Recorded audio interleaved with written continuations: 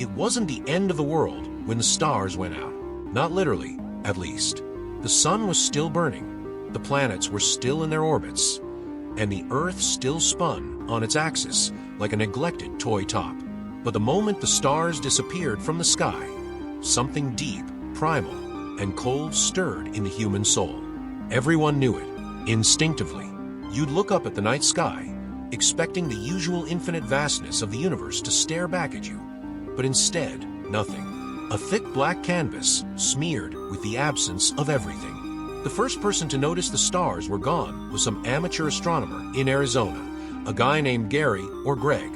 Hell, maybe it was Chad. Does it matter? No one remembers now. His midnight blog post, probably written half-drunk on cheap bourbon and hope, was titled, "The Stars Have Gone Out." WTF. No one took him seriously. Why would they? Everyone figured it was some dumbass prank or clickbait for the conspiracy nut crowd. People had a million explanations. Light pollution, government experiment. It's a phase. But Gary or Chad, or whatever his goddamn name was, started a chain reaction.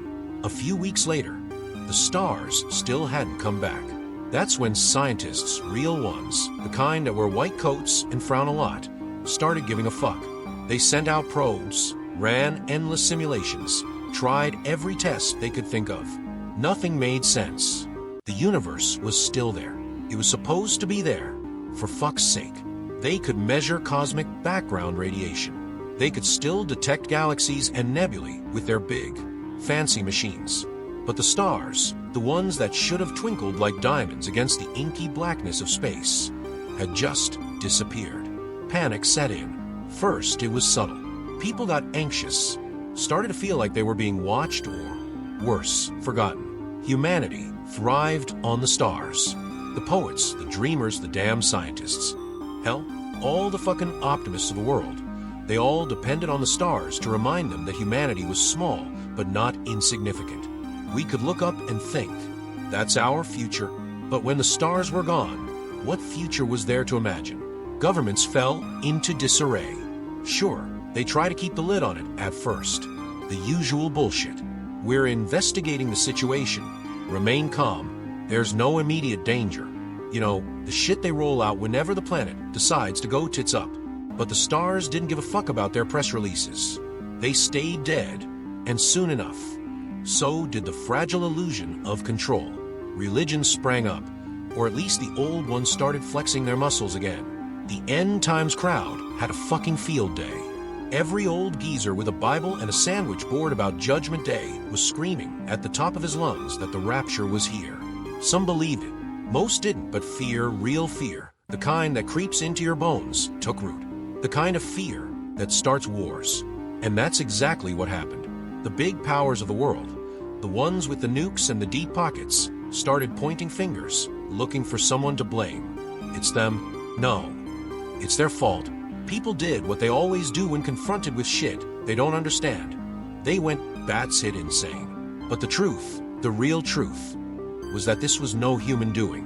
No government had some secret star-erasing weapon up their sleeve. This wasn't the work of terrorists or shadowy elites.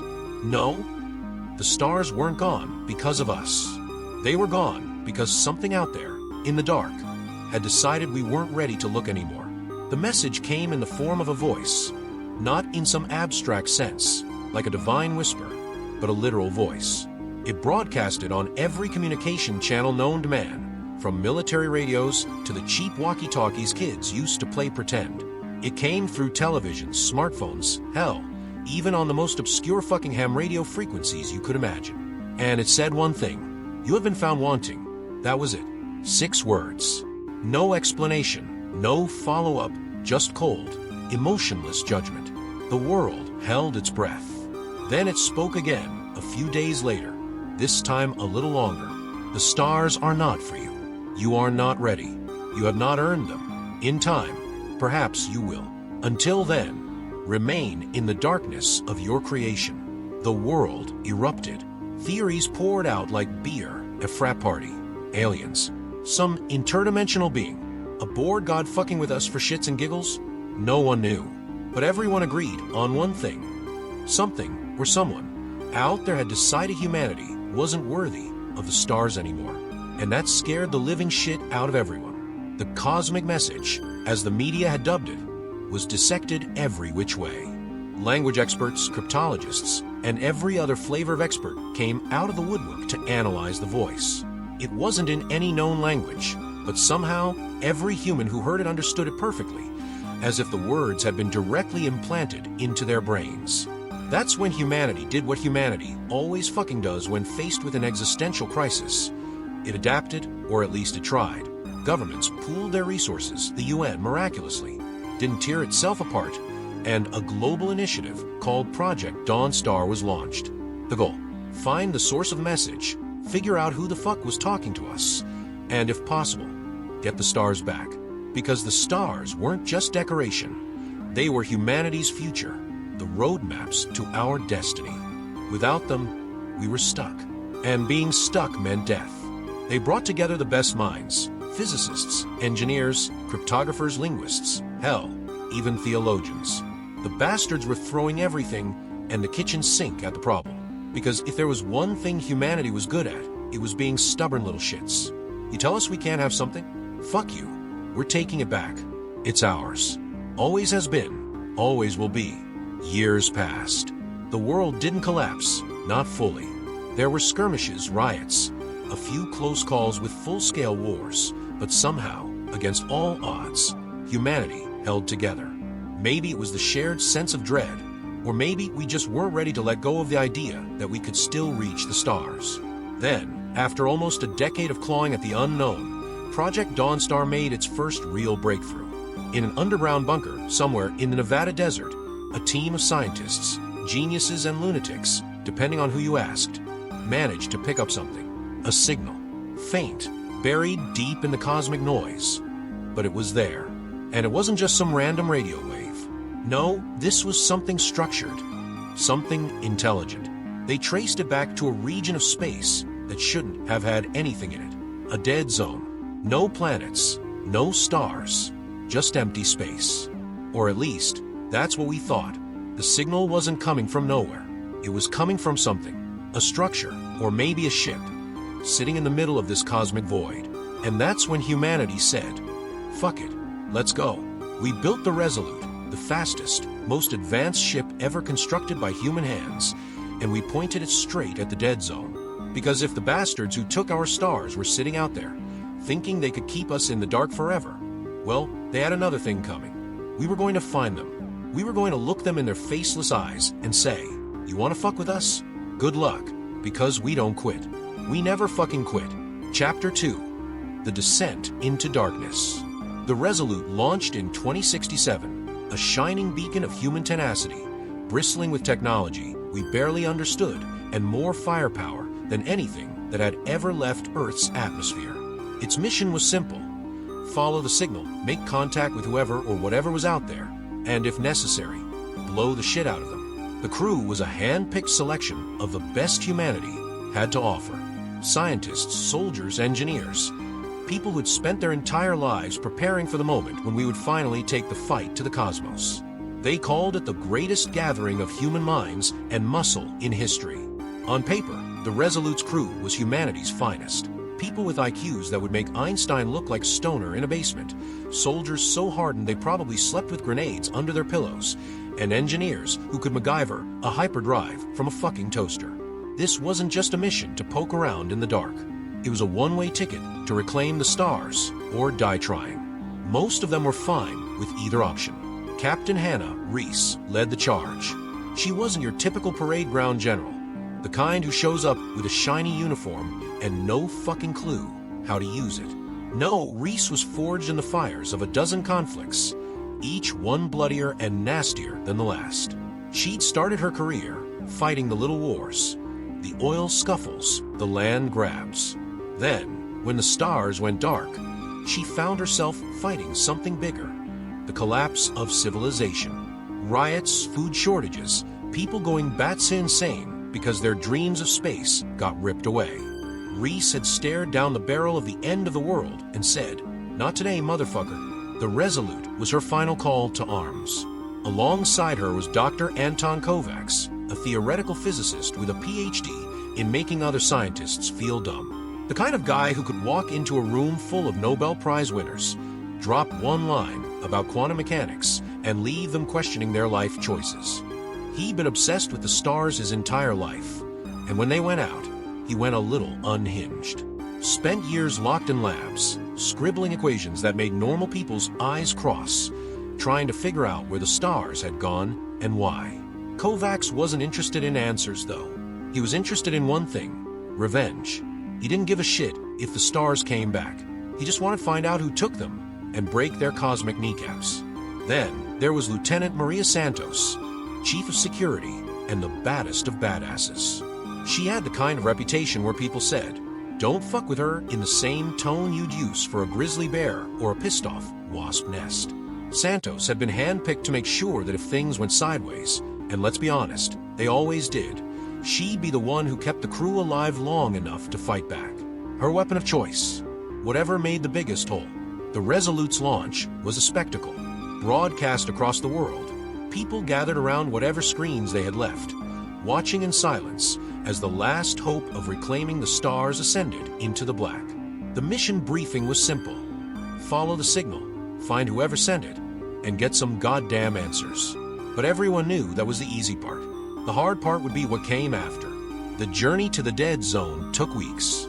The ship's engines pushed the limits of what was possible with current technology, riding the edge between insane speed and total disintegration. Space was cold, dark, and hostile, but none of that mattered. Not anymore. This wasn't a scientific mission or some peaceful first contact attempt. This was a reckoning. They crossed the edge of the dead zone on the 39th day. The stars had long since faded from view, and the void they entered was darker than anything the crew had ever imagined. It wasn't just the absence of light, it was the absence of everything. No stars, no planets, no cosmic debris. Just nothing, like staring into the abyss of the universe itself. "This is it," Reese said, her voice echoing through the command deck. "All systems online. Kovacs, Santos, let's make history." Kovacs was already hunched over his instruments, his fingers tapping furiously as data streamed in. "I'm picking up the signal. Stronger now. Definitely artificial. It's close. Too fucking close. Jesus Christ, how the hell did we miss this?" The ship's sensors pinged, and a wave of cold dread washed over the crew. There was something out there, hiding in the black. It wasn't big, not a planet, not even a moon, but it was there, just out of sight, lurking like a predator waiting to strike. Santos gripped her weapon, a sleek rifle that could punch a hole through steel. Whatever's out there, it knows we're here. Question is, are we going to say hello, or are we going to shoot first? Reese's eyes narrowed. "We came here for answers. Let's get them, but stay ready. This could go sideways real fast." The Resolute slowly closed the distance, its lights cutting through the dark, revealing something that no one could have expected. It wasn't a ship, at least not in any conventional sense. It was a structure, massive and alien, floating in the void like a tombstone for a forgotten god. Black, angular, with edges so sharp they looked like they could slice through space itself. It hummed with an unnatural energy, a low, thrumming sound that set the crew's teeth on edge. "This is it," Kovacs whispered, his eyes wide with a mix of awe and terror. "This is where the signal's coming from." Reese didn't waste time. "Santos, get a team suited up. We're going in." They prepped the shuttle for launch, a sleek, armored craft designed for close-range exploration and combat. Because let's be real, no one thought this mission would be peaceful. Santos handpicked her team, hard-faced men and women who had seen the worst of what humanity had to offer and had survived it. They weren't just soldiers, they were survivors. The shuttle launched, cutting through the black, closing the distance to the structure. Up close, it was even more imposing, a jagged, twisted thing that seemed to defy logic. No windows, no obvious entry points, just smooth, obsidian-like surfaces that reflected nothing. "This place gives me the creeps," muttered one of the soldiers, a guy named Ramos. He was the kind of soldier who looked like he'd been punched in the face by life more than once, and every time, he'd punched back. "Stay sharp," Santos ordered. her voice hard as steel. "We don't know what's inside." The shuttle docked with the structure, attaching itself to what appeared to be the closest thing to an airlock. The team moved in, guns raised, ready for whatever the fuck came next. The doors hissed open, revealing a long, dark corridor that stretched into the unknown. The walls were smooth, seamless, like they had been carved from the void itself. No lights, no sound, just an overwhelming sense of wrongness. "This place wasn't built by anyone friendly," Santos muttered. "Keep your eyes open." They moved cautiously down the corridor, their boots echoing in the oppressive silence. The air was thick, heavy, like breathing through wet cloth. The deeper they went, the more unsettling the place became. Symbols, strange geometric patterns, covered the walls, pulsating with a faint, sickly glow. It was like the structure was alive, watching them, waiting for something. "This is where the signal is strongest," Kovac said, staring at his scanner. "It's coming from up ahead. Whatever's broadcasting it. We're close." The corridor opened into a massive chamber, a cavernous space that made the hairs on the back of their necks stand up. In the center of the room, suspended by unseen forces, was a machine. Or at least, it looked like a machine. It was a twisted alien thing, all sharp angles and glowing lines, pulsating with energy. And it was big, bigger than anything they'd seen before. "That's it," Kovac said, stepping forward, his eyes wide with fascination. "That's the source of the signal." Reese held up a hand. "Hold up. Something doesn't feel right." She was right. Something was off. The machine wasn't just sitting there, waiting to be examined. It was reacting to them. The glow intensified, the pulse quickened, and suddenly the chamber filled with a deafening hum. The ground shook, and the walls seemed to warp, twisting in on themselves as the machine came to life. "Shit," Santos barked. "We've triggered something. Everyone, fall back." Before they could move, the machine unleashed a blinding light, and everything went white. When the light faded, they weren't in the chamber anymore. They weren't anywhere. They were somewhere else. A void, a place that wasn't a place. There was no up, no down, no sense of space or time, just endless nothingness, broken only by the presence of something. Something vast, something incomprehensible, something that had been watching them since the stars went out. "You have come far," the voice said, echoing in the void. "But you are not ready." Reese felt a chill crawl down her spine. "Who are you? What do you want?" The voice was cold, devoid of any emotion. "We are the architects of the dark, the creators of your night, and you, humanity, have reached beyond your means. You are not ready for the stars." Santos stepped forward, defiance burning in her eyes. "Like how we're not. You don't get to decide that." The void trembled with a low, rumbling sound. "You misunderstand. We did not take the stars from you. You took them from yourselves. Your violence, your greed, your hubris. The stars are a gift, and you are not yet worthy to receive it." Kovacs, his voice shaking with barely contained rage, shouted, "Then tell us how to earn it. What do we need to do?" The voice was silent for a moment, and when it spoke again, it was final, absolute. "You must learn the value of the dark. Only then can you earn the light." And with that, the void collapsed around them, and everything went black. When they woke up, they were back in the chamber, the machine dead, the signal gone.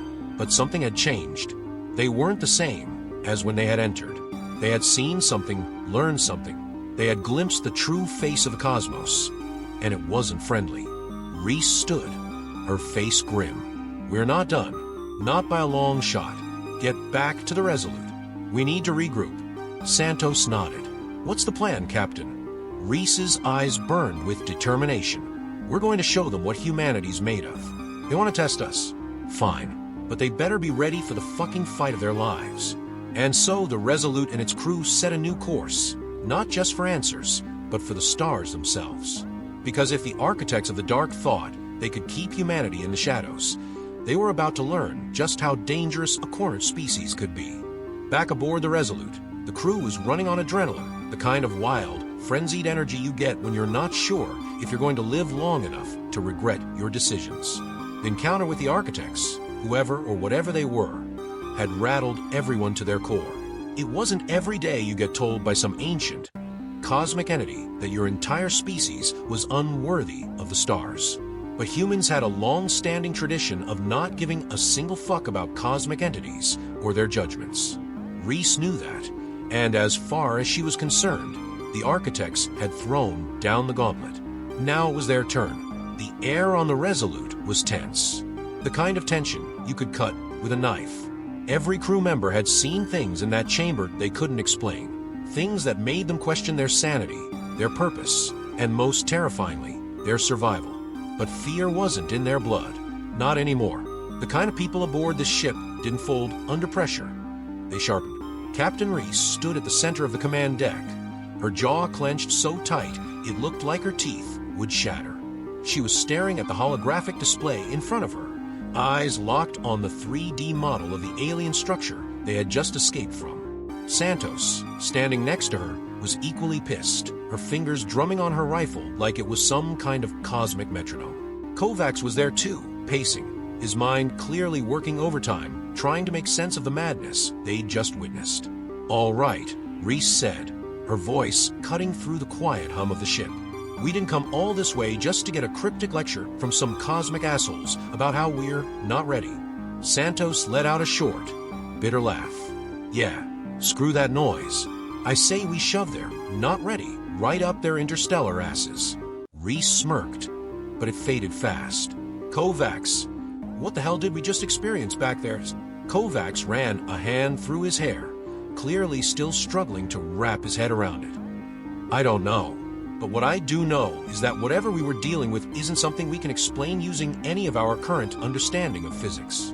This was something beyond us, beyond our science, beyond our comprehension. That void we were in, it wasn't just empty space.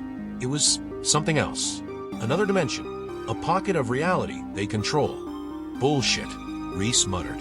"I don't care how advanced they are. Nobody gets to play God with us." "No one should," Kovacs corrected, "but that doesn't mean they aren't capable. These architects, as they call themselves, have been pulling the strings on a scale we can't even begin to fathom. If they can take away the stars like flipping a light switch, who knows what else they can do?" Reese slammed her hand down on the console. "Then we'll stop them, we'll find them, and we'll make them give us back what's ours." "Captain," Santos cut in, her voice low but deadly serious, "I'm all for tearing these bastards apart. But how do you plan on finding them? They didn't exactly leave a forwarding address." Reese's gaze shifted to the holographic display, eyes narrowing. "We have the structure. That's a start. They left us something. Kovacs, I want you and your team to dig into every inch of data we pulled from that thing. There has to be some kind of trail we can follow." Kovacs nodded, already slipping back into his scientist mode. "I'll get right on it. There's bound to be something in the signal we intercepted. Even if they try to hide their tracks, nothing's perfect. We'll find a way." Reese turned to Santos. "Meanwhile, I want you running drills. Full combat readiness. If these things decide to come after us, I want to be ready to blow them out of the sky." Santos grinned. "You got it, Captain.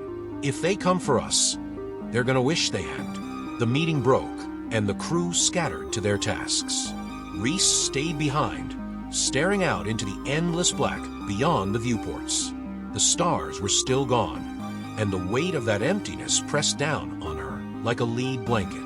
But beneath the crushing silence of space, she felt something else stirring. A fire, an anger so deep and so old that it felt like it had been simmering in humanity's blood since the first time one of their ancestors looked up at the night sky and dared to dream of something more. "We will take back the stars," she thought, "even if we have to rip them from the hands of gods to do it." 2 weeks later, the Resolute drifted through space like a silent predator, its engines quiet, its systems humming with energy. For 2 weeks, the crew had been working non-stop, searching for any clue, any lead that could point them toward the architects. Kovacs had buried himself in data, combing through the alien signal they'd intercepted. It was slow work, but he was relentless, refusing to let even the smallest detail slip past him. Santos, meanwhile, had been putting the crew through the ringer. Combat drills, tactical simulations, weapons testing. If it could be fired, stabbed, or detonated, she'd made sure the crew knew how to use it. Because if there was one thing Santos believed, it was that firepower was always a good backup plan. But so far, no sign of the architects. No more strange signals. No more cryptic voices in the dark.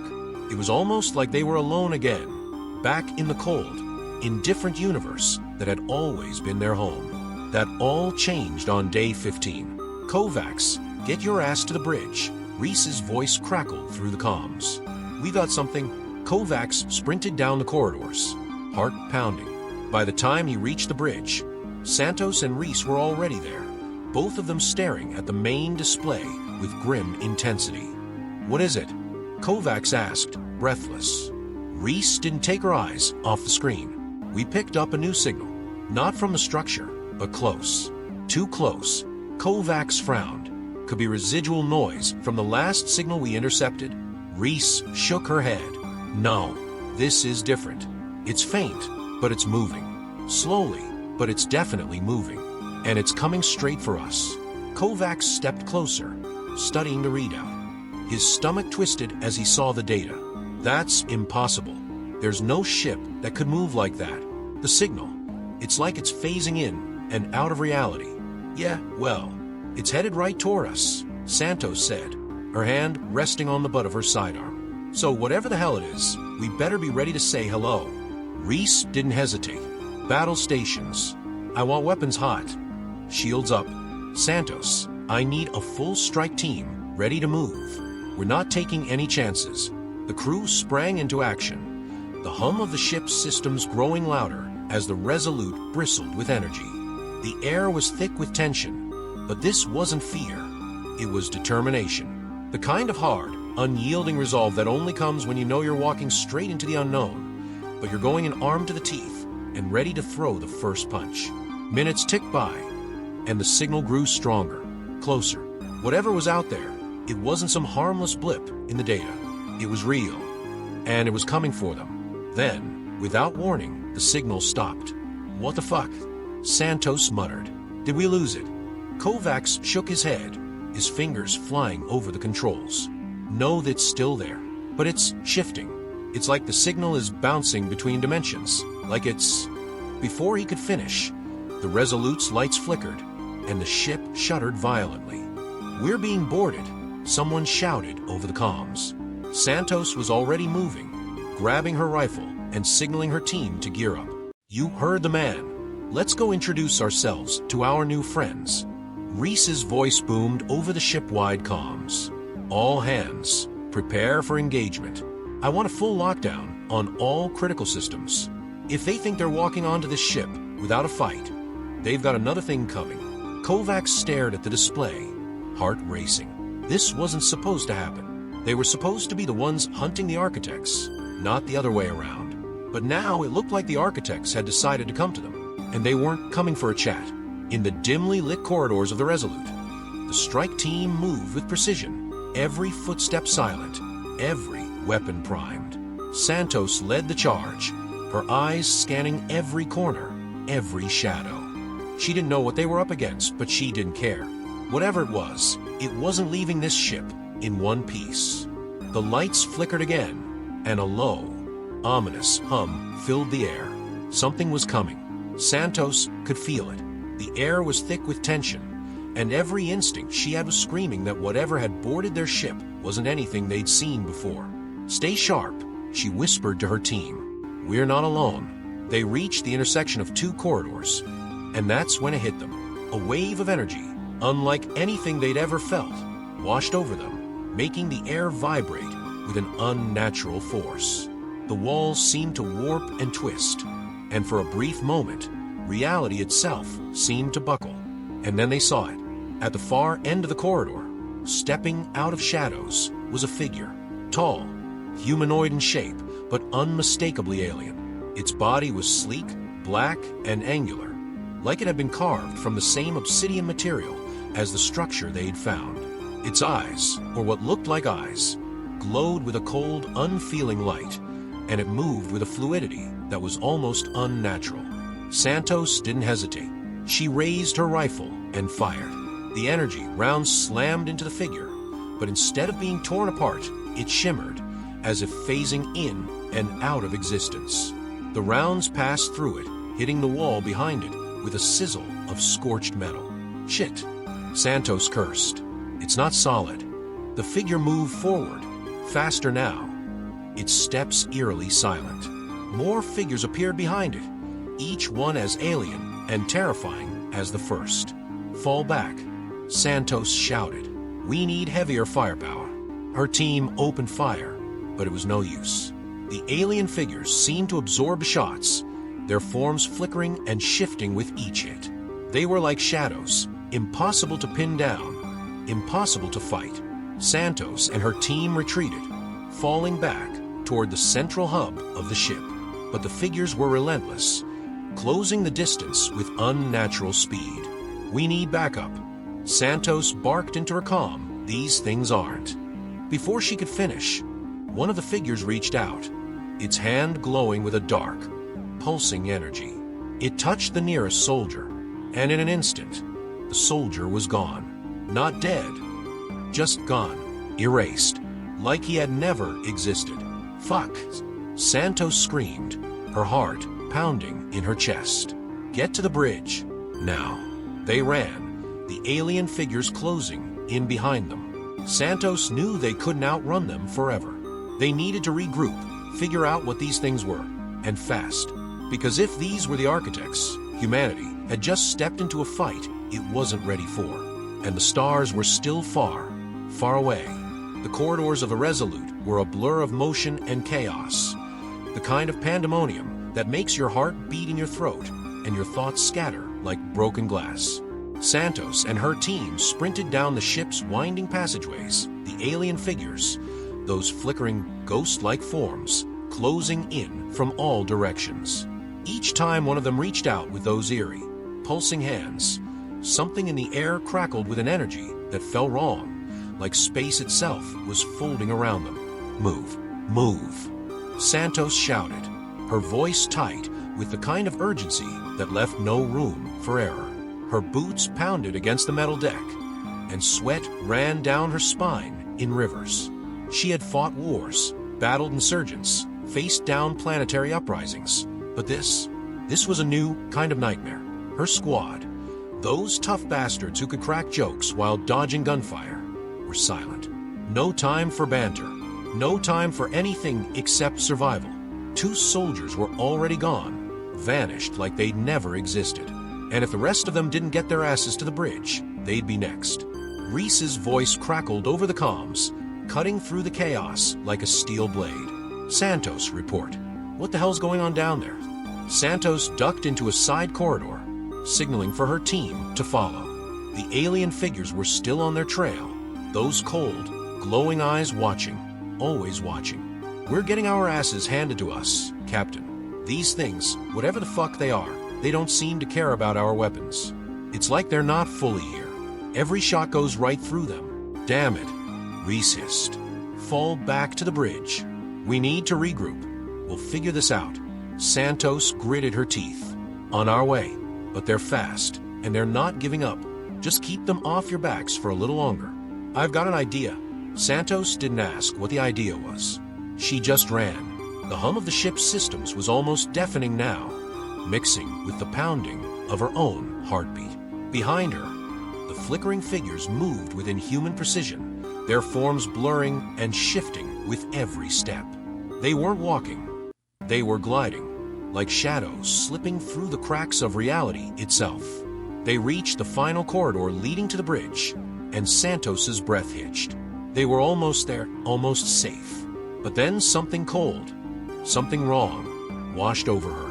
It was like a gust of wind, but colder, heavier, like the weight of the void pressing against her skin. She glanced back, and her stomach dropped. The figures weren't just following them anymore. They were multiplying, dozens of them now, all moving in eerie silence, their glowing eyes fixed on her squad. Fuck this, one of her soldiers, Ramirez, muttered under his breath. He raised his rifle and fired another volley, the rounds punching through the air. But, as before, the figures barely reacted. They flickered, shimmered, and kept coming. "Keep moving," Santos barked. "We're almost there." They burst through the doors of the bridge, sealing it behind them with a hiss of hydraulics. The crew inside scrambled to reinforce the bulkheads, but the air was thick with tension. It wasn't just about keeping those things out. It was about buying enough time to figure out what the hell they were dealing with. Reese was already at the command console, her hands moving in a blur over the controls. She glanced up as Santos and her team stormed in, her face hard and determined. "Glad you could make it." "Barely," Santos muttered, catching her breath. "What's the plan, Captain? Because whatever those things are, they're not interested in a friendly chat." Reese nodded grimly. "Kovacs has been working on something. Says there's a chance these things aren't fully in our reality, like they're existing in multiple dimensions at once. That's why our weapons aren't doing shit. But if we can tune the ship's systems to emit a pulse on their frequency, we might be able to push them back, or at least slow them down." Santos glanced over at Kovacs, who was frantically typing away at his station, his eyes bloodshot from days without sleep. "You sure about this, Doc? Because we don't have time for half-baked theories." Kovacs didn't look up from his work. "It's not a theory. The signal they're giving off, it's not like anything we've ever seen. It's not just electromagnetic. It's like they're tapping into the fabric of reality itself. If we can match their frequency, we can disrupt their connection to our world. And if we can't," Santos asked, her voice tight, "then we'll be staring at the stars from the wrong side of the grave." Kovacs replied grimly. Reese turned to her crew. "We've got no other options. I want all power diverted to the pulse generator. Shields to full strength. We'll hold them off as long as we can." The bridge crew moved like a well-oiled machine, their fingers flying over the controls, the tension in the air thick enough to choke on. Outside, the ship shuddered again, the flickering figures pressing against the bulkhead, their forms phasing in and out like they were trying to slip through the walls themselves. "They're coming through," one of the crew members shouted, panic in his voice. "We can't keep them out much longer." "Kovacs," Reese shouted, her voice ringing with authority. "How much longer?" Kovacs didn't look up. 30 seconds. "We don't have 30 seconds." Santos growled, her grip tightening on her rifle. The lights flickered, and the air itself seemed to ripple, like reality was bending under the strain of whatever those things were. The bulkhead groaned as the alien figures pressed against it, their glowing eyes staring into the heart of the ship, unblinking, uncaring. 20 seconds, Kovacs muttered. Reese stepped forward, her hands hovering over the manual controls for the pulse generator. "On my mark, we hit them with everything we've got. If this doesn't work..." "Don't," Santos said, her voice low. "It'll work. It has to." The air grew colder, and the bridge lights dimmed further.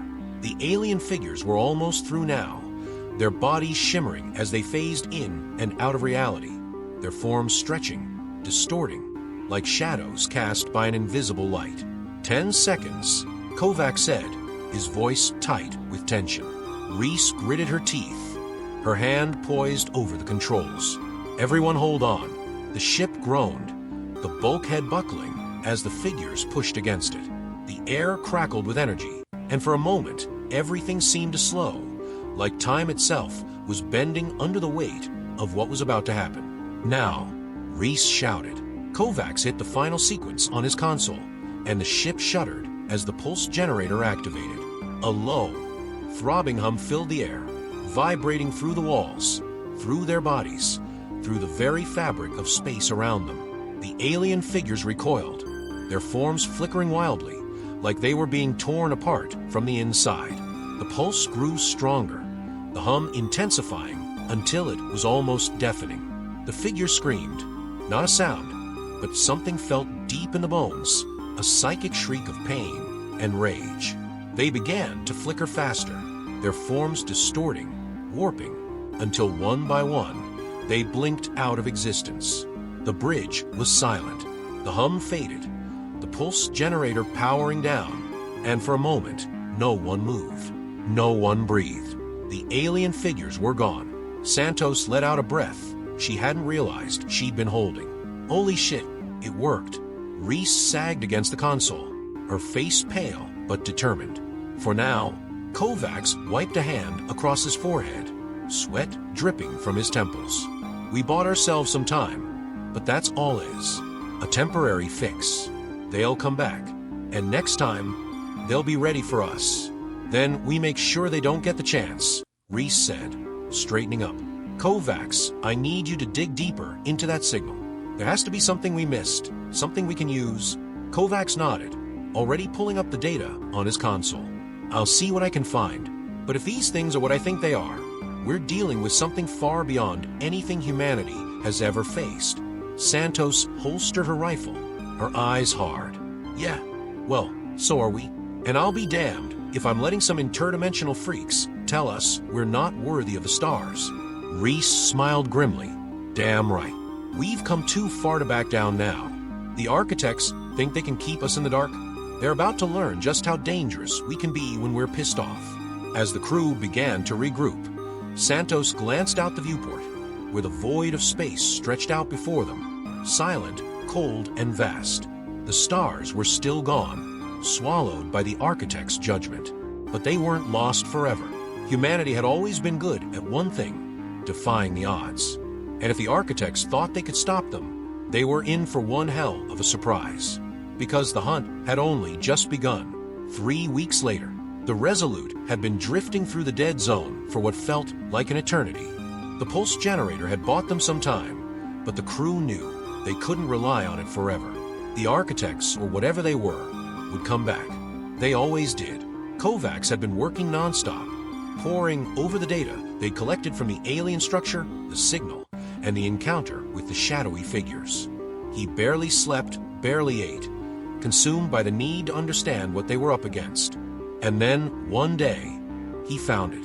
Reese and Santos stood behind him as he brought up the data on the main display, his hands trembling with excitement.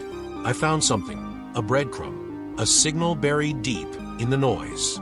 It's faint, but it's there. Reese frowned. A signal from the architects. Kovacs nodded.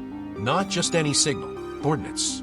It's a location. A place in the dead zone. I think it's where they're hiding. Santos crossed her arms, her eyes narrowing. You think or you know? Kovacs looked up, his eyes burning with determination. I know. Reese's gaze hardened. Then, that's where we're going. She turned to the bridge crew. Set a course. Maximum speed. Santos grinned, the fire in her eyes returning. Looks like we're about to knock on the devil's door. The Resolute's engines roared to life, and the ship hurtled toward the heart of the dead zone, toward the source of the signal, toward the architects. They were done running, done hiding. Humanity wasn't going to stay in the dark any longer. The stars belonged to them, and the architects were about to find out why. The Resolute tore through the dead zone like a bullet fired into the heart of oblivion, its engines burning with a fury that could only come from one place: humanity's refusal to be kept in the dark. The coordinates Kovacs had uncovered were buried deep within the vast nothingness, a place where the stars had never existed, where light had never touched. If the architects were hiding anywhere, it was here, in the deepest pit of the universe. The crew was silent, each person lost in their thoughts, their fears, and the weight of what was about to happen. This wasn't just a mission anymore. It was a war, and not just for the stars, for survival, for their place in the universe, for the right to exist. Reese stood on the bridge, her eyes locked on the view screen as they approached their destination. The void stretched out before them, an ocean of black that felt more like the end of everything than just another corner of space. There were no stars, no planets, no signs of life, just nothing. And yet, as they neared the coordinates, something began to stir. A shape, barely visible, began to materialize in the distance. It was massive, larger than anything they had ever seen, a sprawling structure that seemed to defy the very laws of physics. It wasn't a ship. It wasn't a planet. It was something else, something older, something that had been here long before humanity had ever dreamed of reaching the stars. That's it, Kovacs muttered, his voice barely a whisper. "That's where the signal's coming from." Reese nodded, her jaw set. "All hands, prepare for final approach. We've come this far, and I don't plan on turning back now." Santos stepped up beside her, her rifle slung over her shoulder. "You think they know we're coming?" Reese's eyes narrowed. "Oh, they know. They've been watching us the whole time. But this time, we're not playing by their rules." The Resolute slowed as they approached the structure, its vast angular surfaces looming larger and larger until it filled the entire view screen. It was dark, impossibly dark, like it was absorbing all the light around it. There were no visible entrances, no signs of life, just a cold, ominous presence that made the hair on the back of their necks stand up. "Jesus," one of the crew muttered. "What the hell is that thing?" "It's them," Kovac said, his voice tight with fear and awe. "The architects. This is their home." Reese clenched her fists. "Santos, get a team ready. We're going in." Santos nodded, already moving to gather her strike team. "We'll hit them hard and fast.